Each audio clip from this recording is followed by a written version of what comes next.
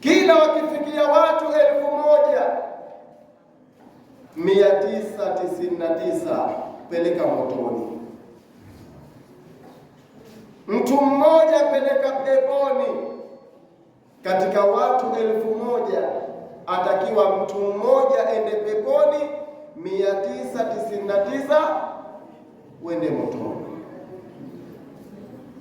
Walaqad dhara'na li jahannama kathiran min al-jinni wal insi lahum qulubun la yafqahuna biha. Allah anasema hakika tutaijaza jahannam wanadamu na majini.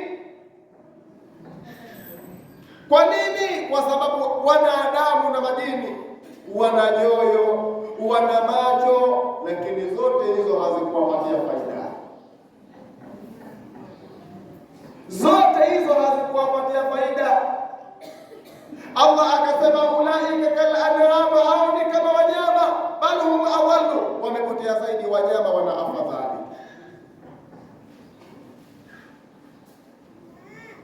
Kwa hiyo anasema kwamba watu 1000, kila wakifikia watu 1999 watakiwa wende katika moto, mtu mmoja ndiyo anakwenda peponi. Mimi na wewe tuna kazi ya kuigombania nafasi moja katika watu 1000.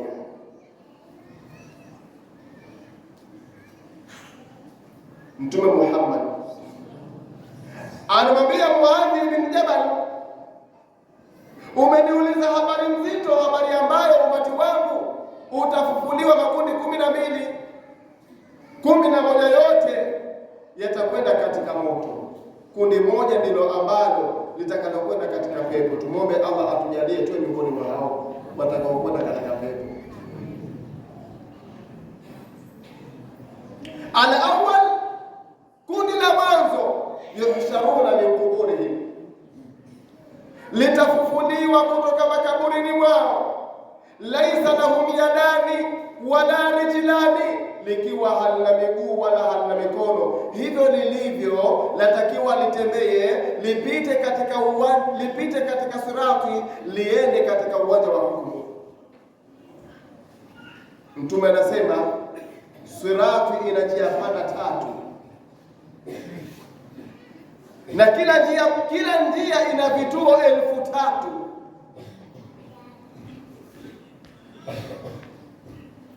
Kuna watu wanapita katika sirati.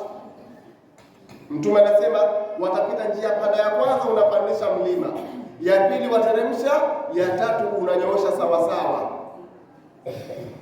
Kuna watu wanapita katika sirati, ile sirati ikiwa inakata, mtu anapita akiwa anasota. Kuna watu wanapita wakiwa wanatetemeka, huku inatingishika sirati. Kandoni kuna mfano wa ndoana zinakuja, zinawanyakua, zinawarembea katika moto wa jahannam. Mtu anapita akiwa anasota, sirati inamkata. Kwa hiyo Mtume anasema kundi la mwanzo, yuhsharuna min quburihim, litafufuliwa kutoka makaburini mwao, laisa lahum yadani wala rijlani, halina mikono wala halina miguu. Hivyo lilivyo natakiwa litembee, lende katika waja hukumu. Fayunadi limunadi min qibali rahman, atatangaza mwenye kutangaza kutoka kwa Mwenyezi Mungu mwingi wa rehema, haulai alladhina kanu yuudhuna lijirani, hawa ni wale ambao duniani walikuwa wakiwaudhi majirani zao. Matu wala yatubu, wakafa wala hawakutubia. Fahadha jazaohum, na haya ndio malipo yao.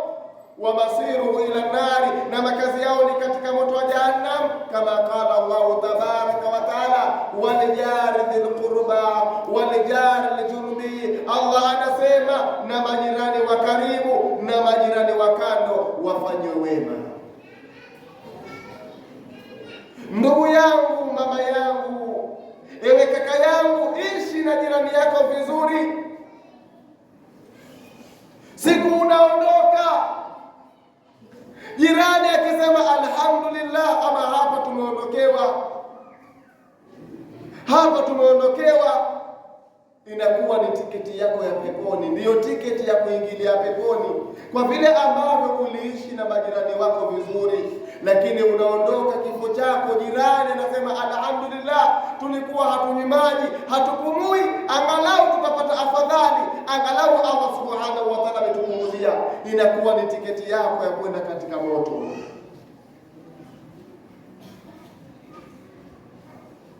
Mal ihsan, wema ni kitu gani?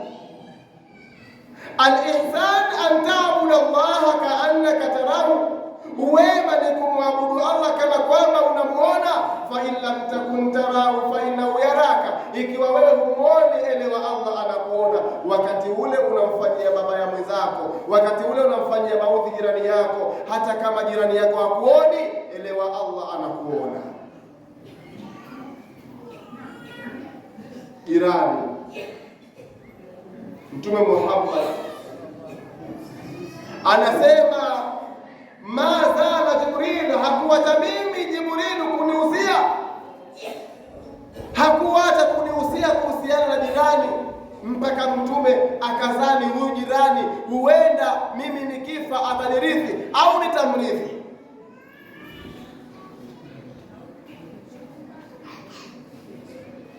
Leo sisi tunaishi na majirani zetu, tunafanyia maudhi. Mtu anaishi na jirani yake, hata kusalimiana hawasalimiani, hata kuulizana hali hawaulizani. Wanaishi kama majabali, kama milima, wakionana wanapeana migongo.